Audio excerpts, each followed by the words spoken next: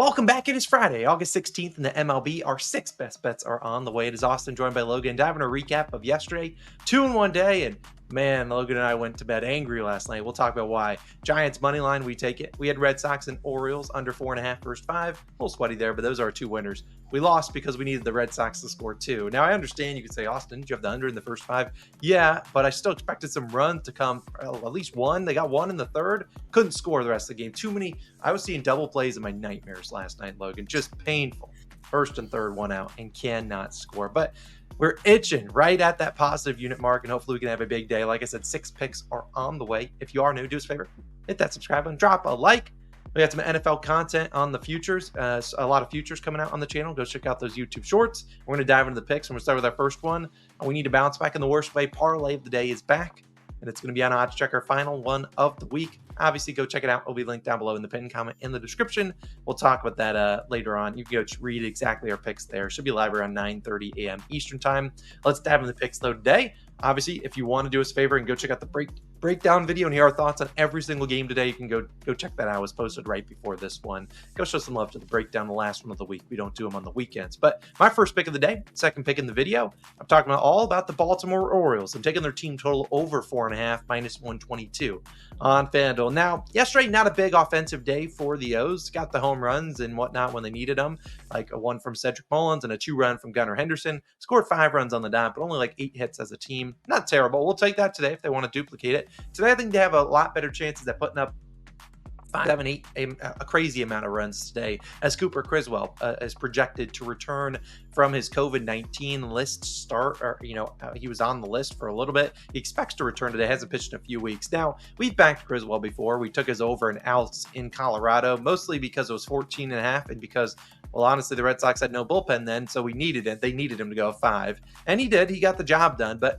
I didn't really like what I saw out of him, and I haven't liked what I've seen out of him so far this season. Now, if you look at his stats, a 4 ERA and a 1.24 whip, not bad. Worth noting, he's pitched against the O's once. That was back on May 27th in Camden Yards, and we'd love a duplication of this because he went 4 innings pitched, allowed 7 earned runs. And the biggest thing, he didn't allow a single home run, so it was the O's getting tons of hits on him, and we would love to see that once again today. Criswell allowing a 294 batting average on the road, and he has identical numbers to lefties as he does righties. I want to say it's a 265 batting average, slightly higher OPS to, I believe, righties than lefties. But at the end of the day, what Criswell does is he goes out there and he doesn't strike out guys. He's a 4th in whiff percentage, 19th in K percentage. Sometimes the O's kryptonite can be those strikeouts when it's like they're just swinging and trying to hit a home run every single time they're at the plate.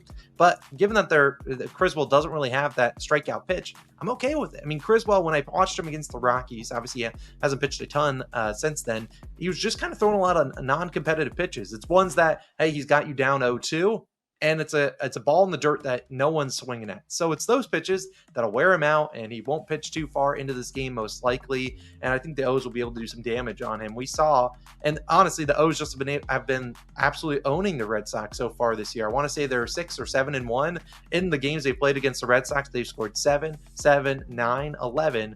3, 6, and 5 runs. So hitting this team total over in 6 of those 7 games. They obviously, whatever the Red Sox pitchers are doing to the O's is not working. The O's have been a top 10 offense all year long. They think they're 3rd in runs scored per game, top 10 offense at home versus righties this season. And we've talked about, let's say Criswell pitches an absolute gem. He goes out there 5 innings, gives up 1 or 2 earned runs. The Red Sox would love that from him. Well, here comes their bullpen in. Last 2 weeks, Red Sox bullpen owns a 6.5 ERA, 29th in the majors. Look, I think we can get a couple off Criswell, and I think we get a couple off that bullpen. Sure, the bullpen pitched decently yesterday, but they believe they pitched a guy in his debut, so the Orioles had never seen that guy before. They're going to use the arms that the Orioles have seen plenty of, so I really like the O's. Team total over 4.5. I'm not going to trust Corbin Burnes to do anything, although I think he pitches well. So I'll just ask the O's to put up 5 runs. I think they can get that done. But Logan, throwing it to you for your favorite pick of the day. Great call on the Giants ML yesterday. Where are you going today?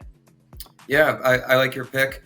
And for my favorite pick today, it's an over I really like. I'm taking the Royals and Reds over 9.5, minus 114 odds on FanDuel is your best value. I see a lot of runs coming in Great American Ballpark tonight. That's where we're going for this game. I think that total set high, obviously 9.5, high for a reason in Great American Ballpark. But let's talk about these 2 starting pitchers because I think both are liable to get rocked today. First off, Nick Martinez starts for the Reds, 3.16 ERA, 1.03 whip. If you remember Nick Martinez, his last start, yeah, I backed him. I tried backing him. Reds money line was my pick. Martinez went 7 innings, 0 earned runs, a masterclass against the Milwaukee Brewers. Love the Reds in that one, but they put up the donut on the scoreboard. It hurt. But he has, if you look at Martinez, coming off a great start like that, I think he comes back down to earth today. He's got a juice 2.5 earned run line, like minus 150-ish on the over. Even though he's got back-to-back shutouts to his name, I think the Royals are really going to get to them. If you look at Martinez, why I think he's in trouble today, he's been worse at Great American Ballpark. 4.41 ERA, 3.01 batting average at home compared to a 1.71 ERA, 0.163 batting average on the road. Those home road stats are pretty crazy, and I think Great American Ballpark will not treat him nicely today. The Reds would be smart to limit Martinez's innings, but I don't think they're going to really do that, because if you look at how he's done first, second, third time through the order, when these batters are hitting or they're getting to Martinez second and third time through the order, that's where the damage can come. So what he's allowing a 197 batting average first time through the order, which is good, but that goes up to a 310 second time faced and a 424 third time faced. If you look at his outs line, he should go past the fifth inning. If he does, I think that's where we get those big innings from the Royals bats today. And the Royals have been really good against righties. Last 14 days versus righties, Kansas City first in batting average, fourth in OPS, fifth in WRC+. This is a top 5 offense against righties over the last 2 weeks. I think they get to Nick Martinez today. Also, Kansas City has been getting those timely hits. They're first in batting average with runners in scoring position over the last 14 days. Hopefully they bring the bats today. I think Nick Martinez definitely gets touched up. And then on the other side, can the Reds do some damage against Michael Lorenzen? I think they can. Lorenzen starts for the Royals, 3.79 ERA and a 1.3 whip for Michael Lorenzen. Now, if you're not familiar with Lorenzen's game, he's mostly a pitch-to-contact guy. He doesn't get the consistent strikeouts. 14th percentile in K percentage, and he puts on free base runners. He's 16th percentile in walk percentage. That can be trouble against the Reds offense that I love backing them on Fridays. There's something if they, you see them in their City Connect unis, there's something about them that just goes extra hard on Fridays. I think they're definitely going to get to Lorenzen. His barrel percentage at 39th percentile and his hard hit percentage at 38th percentile is trouble, especially in Great American Ballpark where, a fly ball type line drives are more often than not home runs in this ballpark. Lorenzen's expected ERA too, if you look at his StatCast numbers, 4.75, meaning he's kind of been lucky so far. I was kind of surprised looking at his normal ERA. I thought it would be well into the 4.5 range. I think today that ERA takes a hit. I think he gives up several runs himself. Over the last 14 days versus righties, the Reds 15th in batting average, 7th in OPS, 8th in WRC+. This is pretty much a top 10 offense against righties as well. So we got 2 top 10 offenses versus right-handed pitching squaring off today in this matchup. I trust the Reds bats to get to Lorenzen, who also himself has a 2.5 earned run line juiced, minus 150-ish to the over. I think both these starters get touched up. And then can we do a little bit of extra damage in the bullpens? I think so. There should be run opportunities late in this game. Kansas City, 21st in bullpen ERA. Reds, 9th in bullpen ERA. You look at that. I think the Reds should find plenty of runs against a Royals bullpen that's kind of bad.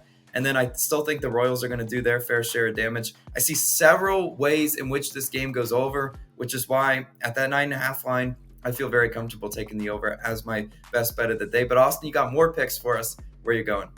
Yeah, you're right about that, Logan. I got a couple more picks. We're going to dive into them right now. Let's talk about this one. It is going to be a 2-leg same-game parlay. There's a couple different ways you could place this depending on the book that you're going to. Here's exactly what it looks like. Diamondbacks team total under 5.5, parlayed with the Rays in the same game. Team total under 5.5, minus 120 on Caesars. Now, you've seen me do these kind of same-game parlays, or the market that you might think of might be the race to 5 or 6. Neither option. It's the same exact thing if you go to a book like probably DraftKings, for example. if you put this as an SGP in DraftKings, you probably get worse odds than their race to 6 neither. I don't know why those mismatch odds. I don't know, but something you should definitely take a peek at. I believe the race to 6 is under the game props tab for the D-backs and Rays game. If you're looking at the same parlay, it's about minus 137 or so on FanDuel. I played to about minus 140, either the race to 6 neither or this team total under SGP. Now, let's talk about these two pitchers. We're going to have Ryan Pepiot starting for the Rays. He returns back from injury from the IL. I don't expect him to pitch very far into this game, but I expect him to pitch decently well. He's allowing a 191 batting average at home this year. I think he can come out here, give us a reasonable outing. Sure, the D-backs offense been really good lately, but Pepiot sitting at a 3.5 hits allowed line. That's a pretty good indicator. I don't expect him to go very far. And if he goes far in this game, well, that means he's cooking the D-backs. D-backs, in my opinion, not as great of an offense on the road, at home, or in the Trop. I think that this is a lower scoring game, especially given that the D-backs are priced as slight underdogs here with the Rays favored at home, despite the Rays literally they can't win any games recently. I think Pepiot gives him a chance, and even if he doesn't pitch too well, let's say he goes out there, gives up 3 earned runs in 3 innings, we're not looking great. The Rays bullpen, number 1 ERA the last 14 days, sub 1 ERA, like a 0.86. They've been really good, even despite trading some guys, they've been locked in. I think Pepiot holds things down, and even if he doesn't pitch great, the Rays bullpen should be able to hold things down on the other side of it. Now, next up, we need Ryan Nelson to do a similar job for the D-backs today. Look at his season stats, 4.51 ERA and a 1.32 whip. He's actually pitched pretty well for the D-backs. He's not going to shut out the Rays, in my opinion. He'll give up some runs here, but in July, a 2.4 ERA, a little higher, though, here in August. Even if he goes out there and doesn't pitch well, this is a Rays offense that I am welcome to fade any day of the week. The fact that they're even favored in this game at minus 115 at home, I don't know how they're getting to that number, but if we're doing any line reading, if they're going to be favored and they have a chance at winning this game, I just don't see it being a high-scoring game. The Rays, last 14 days versus righties, 214 batting average, that's, I believe, second worst. 599 OPS, that's dead last. 74 WRC plus, that's dead last. And dead last, 134 batting average with runners in scoring position. This is a team that just cannot get the timely hits.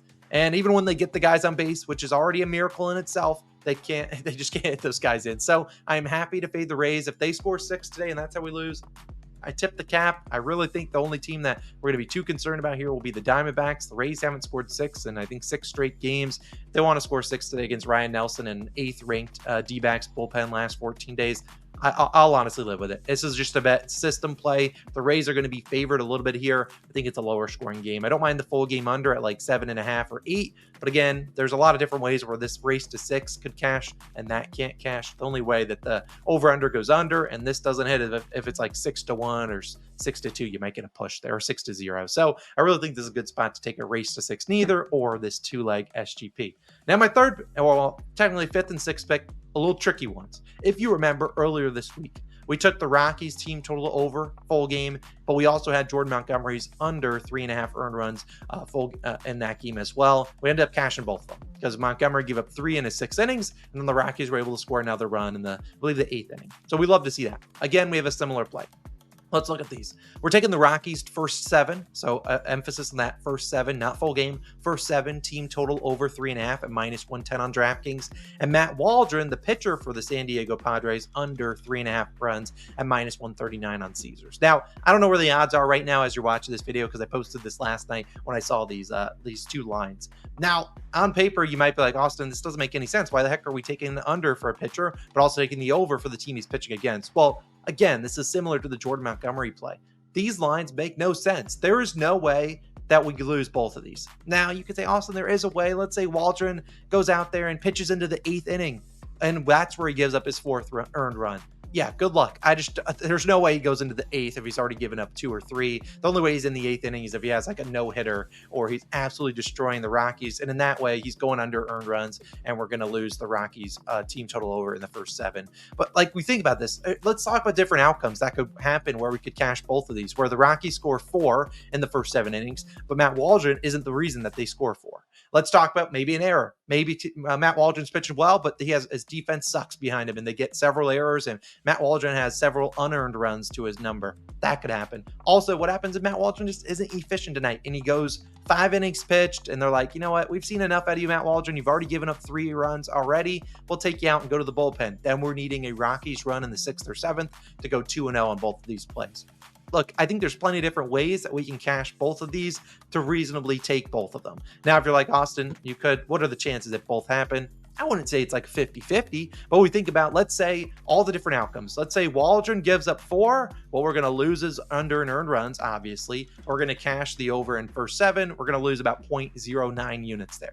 Sure, fine, I'll take it on the chin. If Waldron goes under 3.5 earned runs and the Rockies still can't put up 4 in the first 7, we're going to lose about 0.3 units there.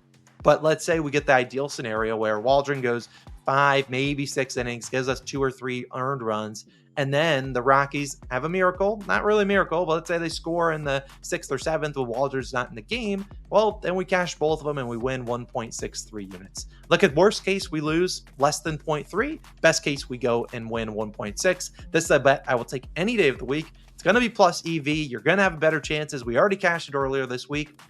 And let's say Waldron gives up 3 runs in the first 6. They bring in a bullpen guy in the 7th, and that's where we need a run from the Rockies. Well, the Rockies will probably be priced around plus 150-ish to plus 200 to score in that inning. So I'll take a stab at this play once again. We're not going to lose both of them. There's just no chance. I'll take it. It's not the same as the Montgomery one. But again, like I said, you could say we could lose both. But if Waldron's pitching in the 8th, he's not. He's going under 3.5 earned runs. I can guarantee you that. So I really like this one. Is it a little weird? Yes. And hopefully you guys understand the rationale and the math behind it. And hopefully you understand it and you can tail at some decent odds. I know the odds have shifted a little bit after I posted it last night because, again, this market should not exist for both of these 2 lines. But you guys have a wonderful day. Those are our 6 picks of the day. I know it's a little bit of a weird card, and those last 2 are a little bit interesting. It's like you're in math class, but trust me, the math checks out on them. Let's have a great day, though. 6 picks, hopefully 6 winners, and we'll see you guys back tomorrow with some more. If you want to check out the parlay of the day, you can check it out. It'll be linked on the screen. I'll also link a couple of YouTube features, and you can go check out the, not YouTube futures, YouTube shorts, and I'll also link the MLB breakdown, which is posted right before this video. You guys have a great day. It's Austin Logan signing out. Enough yapping. We'll see you guys back tomorrow. Peace.